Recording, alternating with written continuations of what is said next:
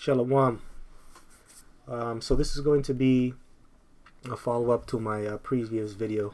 Pretty much it's going to be a part 2, which is the rejection of the US dollar, part 2. Now, before I get started, as always, I just want to give all praises, glory, and honor due unto Yahweh, Bahashem, Yahweh Shai, Bahashem Rakaha Kodash, and double honors to the apostles and elders of Great Millstone that rule well and that do teach well and that have taught me this truth. To you I say shalom. And also shalom to the hopeful elect. Also shalom to you brothers that are out there, you sincere brethren that are pushing the truth, in sincerity. May Yahweh Shem Shai be with you in the spirit. Kiss the son lest he be angry, man. And also the scripture says the fear of the Lord is the beginning of wisdom. When you push these videos, whatever you do, serving the Lord, make sure you show that fear, always. All right, so we're going to get into it. So some more information has come out about pretty much, these nations ditching the dollar, going into the BRICS, going into China and Brazil, striking a deal to ditch the US dollar. Some more information has come out, and it just shows you that the year 2023 is the fulfilling of the prophecies coming into play. That was coined roughly by I'm coining that roughly. That was coined by Elder Apostle Tahar this year, right? So it's looking like it's coming to pass, man. We're moving away from the Bretton Woods system. We're moving away from the US dollar, and a lot of these countries, they're going into gold, and also they're going into digital currency, right? So the collapse of the Bretton Woods system, it's starting to happen. We're in the midst of that. Now, if you don't know what the Bretton Woods system is, I suggest you go look it up. But pretty much, it just establishes the U.S. dollar as the global currency, and what comes with that is the Federal Reserves are the issuers of that currency, and also all world trade is denominated in dollars. And that brought forth a lot of other things going into the Nixon era, which pretty much was the closure of the gold order. So that's what the Bretton Woods system deals with. Now, with the Bretton Woods system, it makes America unique because the system benefits the U.S. because they control the world supplies of dollars and have a say in the relative valuations of currencies and all goods, especially oil, right?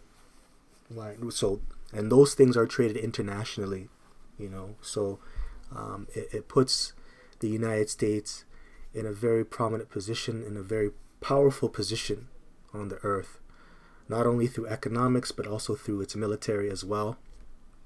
And when you're seeing these other nations like China and Brazil, especially China, ditching the dollar, it's going to cause nations like China to be almost in the same exact situation that the U.S. is in currently right now when it comes to using that Bretton Woods system, if you follow me, right? So if China were to get into position of the U.S., they can dictate on how the world runs when it comes to trade and economics, right? Or globalization, sorry, pretty much trade, right? So they'll dictate the flow, and it could probably be much worse.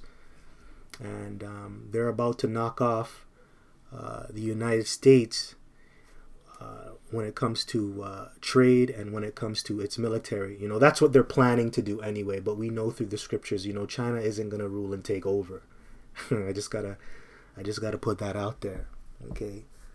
So because America controls the global currency as of right now, it creates a unique situation for them. And so for an example, how to explain that is, if the U.S. wants to print more money to inflate the dollar to pay off for things without upfront taxation, how do they do that? That means that they can export inflation overseas and spread it over the world so they're not affected. That's the unique thing about them when they're in control. And that's what that whole Bretton Woods system did for them and put them in a very powerful position. So yeah, I just want to bring that out there before I get started. So let's hit the articles, man. All right, so the first one is from zerohedge.com, and it says China and Brazil strike deal to ditch the US dollar. In a time when de-dollarization news are dropping fast and furious, and even Elon Musk is now jumping on a bandwagon. Okay, so that's his tweet here. Excuse me. It says, serious issue, U.S. policy has been too heavy-handed, making countries want to ditch the dollar. Right? And that's all set up by the international banking families, and that's founded in James V chapter. Right? Woe unto you, rich men. Who have caused this collapse. Right? Combined with excess government spending, which forces other countries to absorb a significant part of our inflation. That's right, and that's what I kind of just spoke of, right? And that's what I just spoke of.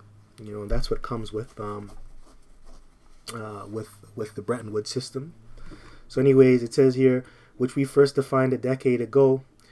Not a day goes by without some modest or not so modest shift toward a world in which the U.S. currency fully weaponized after February 2022.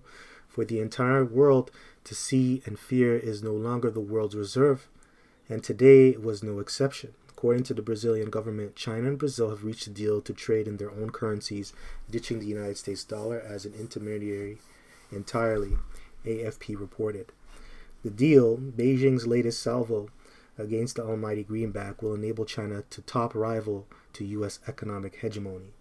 All right, so like I said, it will enable China to be, a hegemon, pretty much. Right? It's going to be a takeover, and that's what they want, right? But we know through the Spirit, all hell is going to break loose before that. So it says, and Brazil, the biggest economy in Latin America, to conduct their massive trade, which amounts to $150 billion per year, and financial transactions directly, exchanging yuan for reais and vice versa instead of going through the U.S. dollar. In doing so, China extends its bilateral U.S. dollar exempting currency arrangements beyond countries such as Russia, Pakistan, and Saudi Arabia to now include the Latin American exporting powerhouse.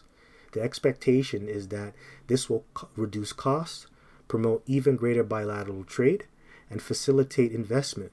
The Brazilian Trade and Investment Promotion Agency, Apex Brazil, said in a statement. China is Brazil's biggest trading partner with a record U.S. dollars of $150.5 billion and $200 billion in bilateral trade last year. The deal, which follows a preliminary agreement in January, was announced after a high-level China-Brazil business forum in Beijing. Brazilian President Luiz Inácio Lula da Silva was originally scheduled to attend the forum as part of a high-profile China visit, but had to postpone his trip indefinitely on Sunday after he came down with pneumonia. That's unfortunate, but you're a damn devil. So it says here, the Industrial and Commercial Bank of China and Bank of Communications, BBM, will execute the transactions. Officials said, to be sure, we are still a long way from the yuan replacing the US dollar as global reserve currency, or maybe not so far if one reads the recent reports from Zoltan Pozsars. And yet, even such foaming Bretton Woods 3 skeptics as Rabobank's Michael Every is starting to realize that he may have been wrong from his morning note today. There ain't going to be no Bretton Woods 3, okay? There's just going to be a push for CBDCs and digital ID, digital currency, right? Anyway, but there ain't going to be no Bretton Woods 3 or 3.0. They ain't going to do that, man. All right, so anyways, let's get some scriptures. Well, actually, I do have another one. I'll just share. This is a quick one. And by the way, I'll post the links in the description. So it says BRICS working on new form of currency, State Duma Deputy Chairman.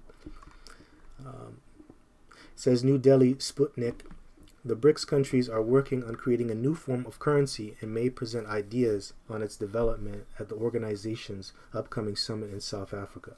State Duma Deputy Chairman Alexander Babakov said on Thursday. Now this is his quote. So it says here, the transition to settlements and national currencies is the first step. The next one is to provide the circulation of digital or any other form of a fundamentally new currency in the nearest future. I think that at the BRICS Leaders Summit, the readiness to realize this project will be announced. Such works are underway, Babakov said on the sidelines of the Russian-Indian Strategic Partnership for Development and Growth Business Forum.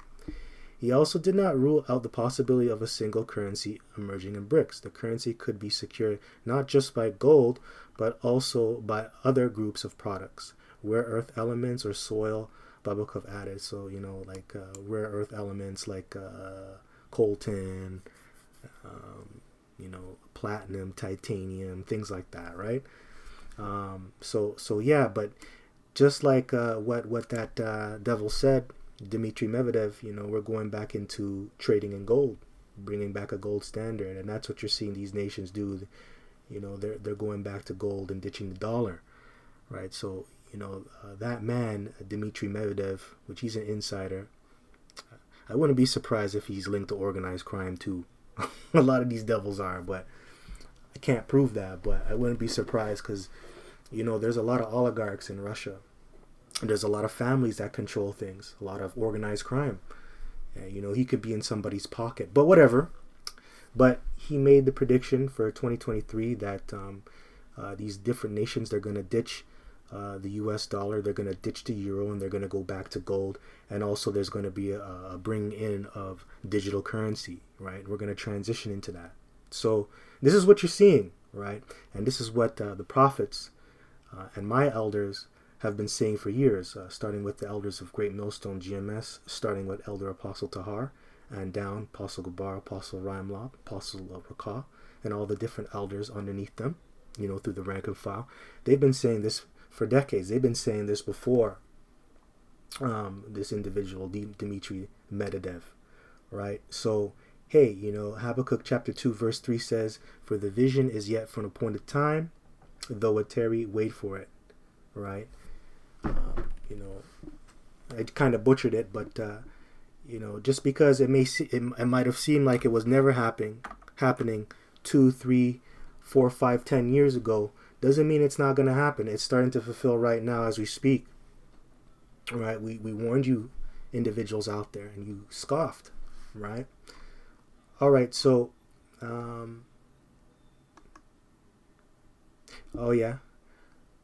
a little bit more. It says here, new currency zones taking shape within BRICS as global dollar system crumbling, economists says. Slovakia.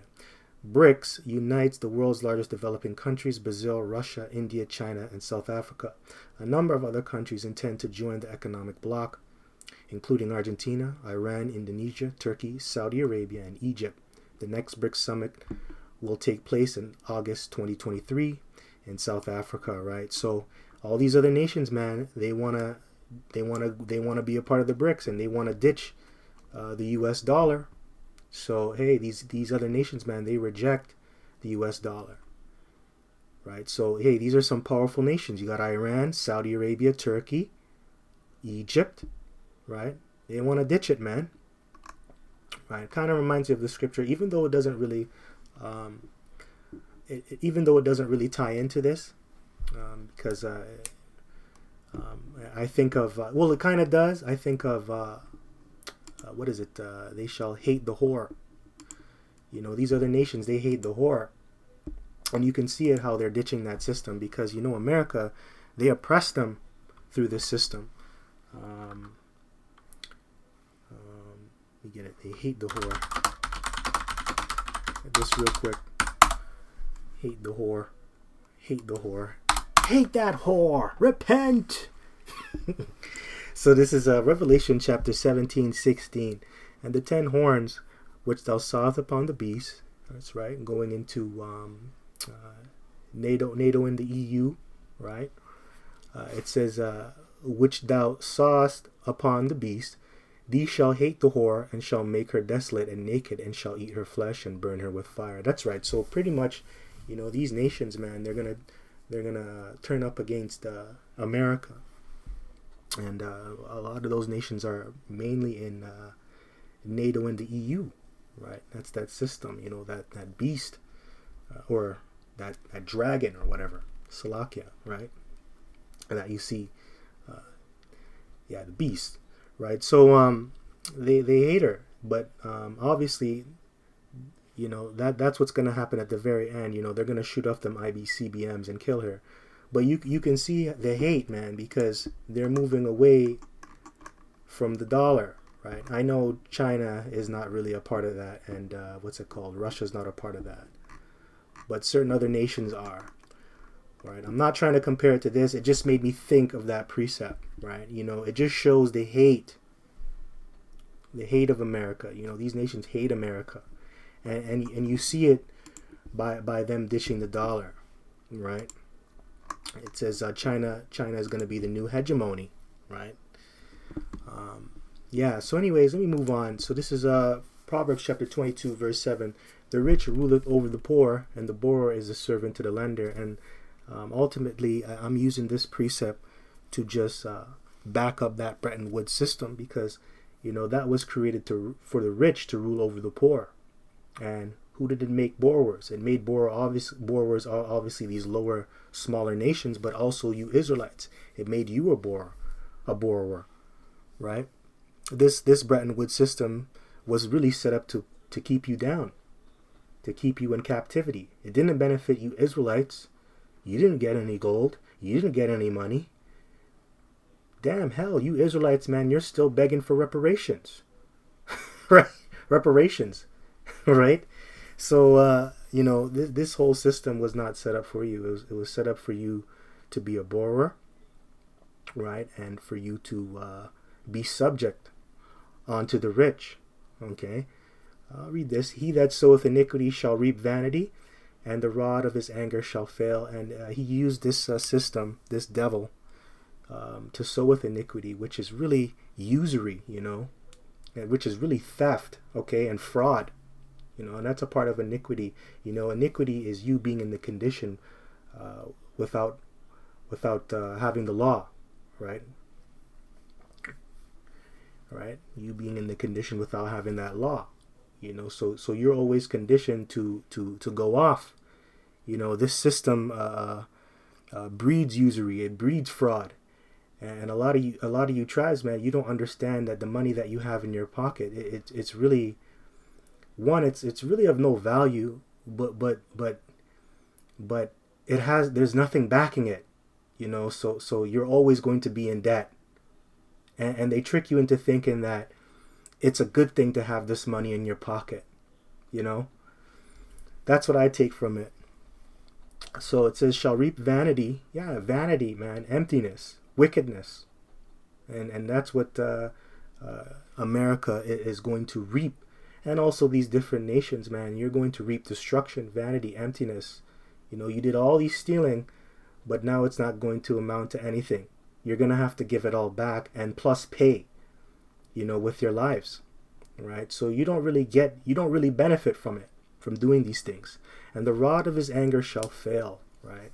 That's why when you look at the precept here, Ecclesiasticus, Sirach, chapter 10 and 8, it says, because of unrighteous dealings, injuries, and riches got by deceit, the kingdom is translated from one people to another. That's right. That's right. And that's what's going to happen. You got this kingdom by unrighteous dealings, which is fraud. You stole this land. You pretty much stole the whole world. Pursuant to Job 9:24, the earth is given into the hand of the wicked. The Lord gave you this earth so you can destroy it for a period of time. And that also included polluting his inheritance and destroying the land, which in his inheritance is Israel, right? So how did you get this land? You stole it from Gad, which is the Native Americans, and also you Seminole Indians, which are you Reubenites. You Edomites, you got it from unrighteous dealings, which is you set up a de facto government, you made your treaties, you went back on your word, you started doing massacres and committing genocide, right? All these atrocities, unrighteous dealings, right? Injuries, that's right, intergenerational trauma, which our people are still, going through to this very day. That's why when you look at the word intergenerational trauma, it just means all the trauma that is passed through the genes, right? We have inherited all the sicknesses and illnesses and the trauma that our ancestors experienced in the past dealing with you damn devils. So those are all injuries, man. And also new injuries that are being added on top of that, right? Being oppressed daily all the time, right? Last hired, first fired. We're the lowest in everything over here. And you set that up. You set it up to be that way. So it says, and riches got by deceit. That's right. Riches, that explains it all. Thievery, fraud, right? The kingdom is translated from one people to another. That's right. So Esau is the end of the world, and Jacob is the beginning of it that followeth. So everything that you stole in Esau, everything you other nations you stole, you're going to have to give it back to the Israelites. Okay. Now it says, verse 9, why is earth and ashes proud? Good question. Why? Why? There is not a more wicked thing than a covetous man, for such an one setteth his own soul to sale, because while he liveth, he casteth away his bowels. And and I gotta go back to Moab, man. I gotta go back to Moab. This reminds me of that. You Moabites, man, you're very, very, very proud. Very proud. Very proud. When pursuing to Proverbs chapter 16.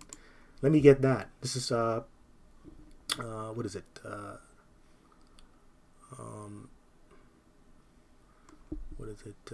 No, that's not Proverbs. Isaiah 16, Salakia. Isaiah chapter 16, verse 6. It says, we have heard the pride of Moab. He is very proud, even of his haughtiness and his pride and his wrath, but his lies shall not be so. And I'm bringing this out because, earlier we just read about how China thinks they're going to be the next world hegemon through trade and through their military, right? Because that's what they're pushing for, and that's what it's looking like. Until the Lord, he's going to throw a monkey wrench and take them down, right? That's what they're aiming for. Because of this, they're proud. They're very, very proud. When you deal with these Moabites, very, very proud. The Moabites, man, they were notorious for their pride, right? It was to the point where that all their neighbors cried out shame upon them for that. They were infamous for their pride, man. Right? Very proud. The body of that nation is so forgetting of the baseness of their origin, man. You goddamn Moabites, man. Right? And the brand of the infamy fastened upon them by the law of the Lord, man, which pretty much forbade a Moabite to enter into the congregation of the Lord forever. So you forget your humble beginnings, Moab. You were spawned out of the disaster that took place at Sodom and Gomorrah. You were actually spawned out of incest due to a catastrophic event, right? You forget that. You forget you're an incest baby. So why the hell are you so goddamn proud, man? And that's why you're gonna give all them riches back, all those riches that you stolen, oppressing our people. And a lot of you Moabites, because there's 1 billion of you over there. A lot of that's Jake too. You are oppressing Jake over there still. There's people that they may look like you, but they're really Israelites. You're still oppressing them too. Because there's a lot of Jake among the so-called Chinese, among the so-called Koreans, among the Vietnamese, right? Moab. So you got to pay for all the wickedness you've done, right? And you're not even allowed to enter into the congregation of the Lord forever. That's how but we still hear that you're haughty. We still hear that you're proud, man. Right? So I got another precept. Let me get Deuteronomy chapter 23 verse 3. It says, an Ammonite or a Moabite, because Ammon and Moab, they're brothers, right? They're related, but they're two different peoples with different characteristics. Ammon is a little bit more humble than Moab, a little bit more. They're more submissive in nature. Okay, but it says here, an Ammonite or a Moabite, which the Ammonites are the so-called Japanese, shall not enter into the congregation of Yahweh, even to their 10th generation shall they not enter into the congregation of the Lord forever. You know, you can't even be around holy people. You can't even be around the holy things of the Lord, yet alone the Lord and the angels. Why the hell are you proud, man? You're very, very low, right? You're very, very low. Okay? Very low, right? Very low. That's excluding the Jakes that are among you. That's excluding them. Okay? Excluding them. Got a lot of Jake that look like so-called Chinese. A lot of Israelites over there. I gotta mention that. And remember, Moab, you're a washpot, right? You're a washpot. That's what you're set up to do. That's your role. You're a washpot. I'm not gonna go look it up. Go look it up in the scriptures yourself. A washpot. Moab is my washpot. All right. Anyways, that's all that I want. You know, that's what I think of when I read this precept here. You know, not only that Esau has to give back what he has stolen, because Esau is proud, but I think of you Moabites too. I think of you Moabites, man. Very, very proud and very, very covetous, man. Right? Because you want to do the exact same thing that the States is doing. That's all you're doing. You're just putting yourselves in the position of the States. All you're going to really do is just bring forth your own system and dictate the flow of trade. Now, I will say this, man. Moab, you know, Moab, they're a very mercantile people, right? You can say, let me just see if this is still recording here. Okay, good, it's still recording. I just want to make it sure it's not cut off. Anyway, it says that, you know, you guys are a very mercantile people, because when you go back to fiat currency and its origins, when you look at the history, it actually originated from China in the 10th century, mainly in the Yuan, the Tang, the Song, and the Ming dynasty. Okay, but it really started to take off, especially with metallic currencies in the actual Tang dynasty. Right? You can go look it up yourself, but I will give you that, man. You're a very mercantile people. You love to hustle. You love to make money, and business is business with you. That's one thing I like about Moab. They're just about business sometimes, you know. It's simple, flat, and ready to go. But anyways, let's move on. Let's move on. This is let's go to this verse. This is 1 Timothy chapter 6 and 10. So it says, for the love of money is the root of all evil, which while some coveted after, they have erred from the faith and pierced themselves through with many sorrows. Yeah, starting with you Israelites. The love of money. You know, you buy into this whole system too. You would kill for the dollar. You know, you want to be just like these heathen nations, man. Right? You want to be just like these heathens. You want to be powerful like Elon Musk. You want to be powerful like Dmitry Medvedev. You want to be like the Rothschilds. Hell, you want to be like Aleister Crowley. I'm gonna just throw him in there. But yeah, man, you love money. You know, you kill for it. Right? You kill for it. And you know, you're copying that from your big brother Esau. You're copying that. They have erred from the faith. That's right. You don't believe in anything. Money is your God, and pierced themselves through with many sorrows. And that's where you fall, man.